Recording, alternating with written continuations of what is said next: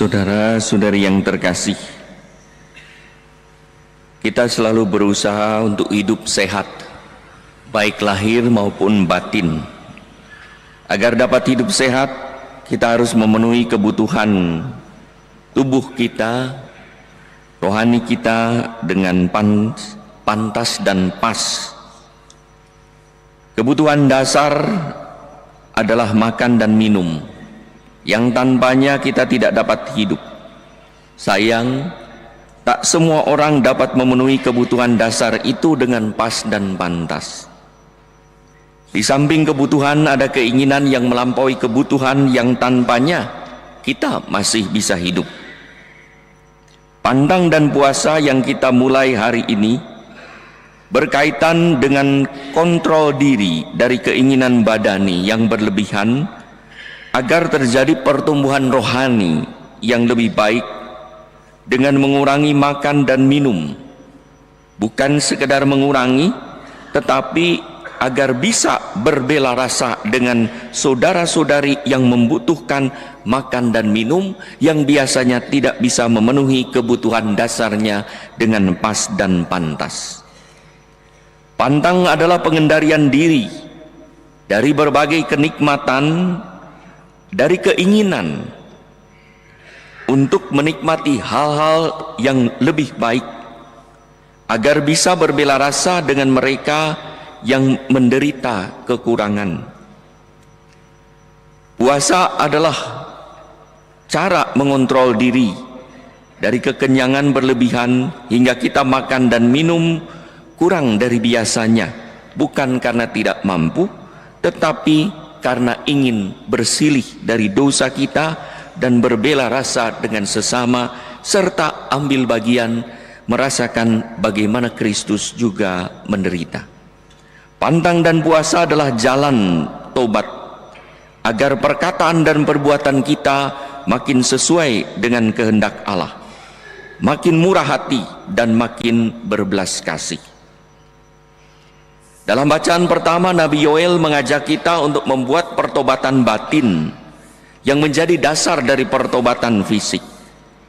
Maka apa yang kita lakukan, doa, pantang, puasa, amal, adalah jalan, cara berbalik kepada Tuhan dengan segenap hati. Agar relasi dengan Allah yang menjadi dasar dari relasi dengan sesama diperbaiki, diperdalam. Maka yang perlu dikoyakkan bukanlah pakaian, kata Nabi Yoel, melainkan hati kita.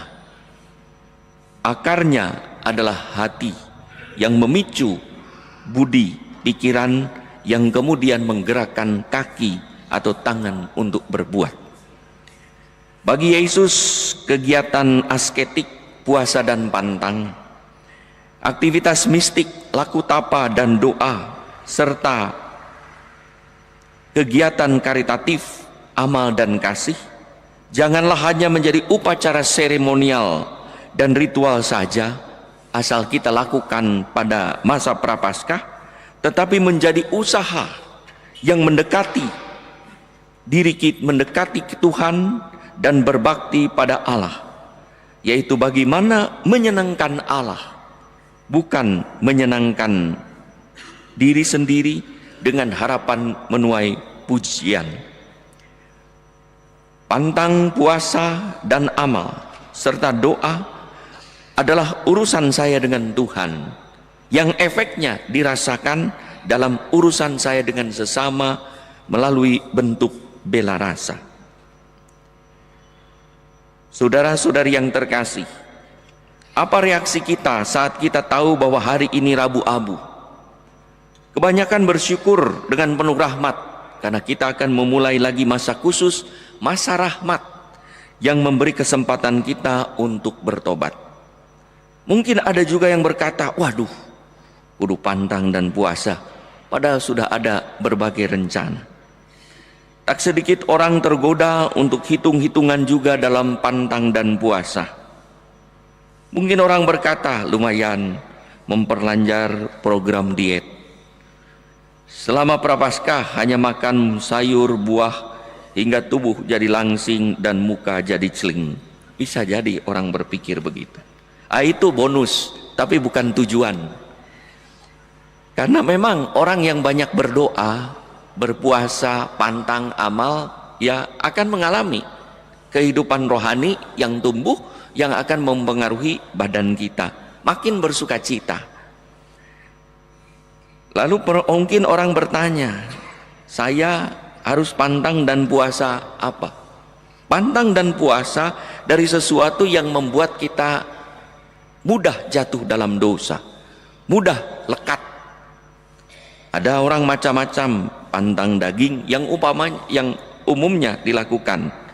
Maka pantang daging dari segala unsur daging, bukan sekedar pantang dagingnya, tapi berusaha mengontrol diri supaya saya mengarahkan diri kepada Tuhan.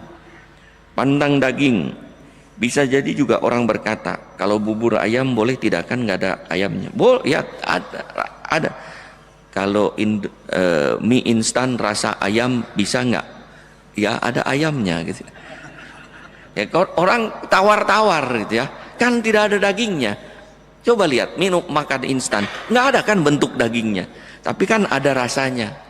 Lalu pantang kerupuk, sambal, game, gadget, ya, rokok, nonton, ya, keterikatan. Dan pantang ini adalah dari sesuatu yang membuat kita lekat, sehingga membuat kita mengabaikan tugas-tugas lain atau keutamaan-keutamaan lain.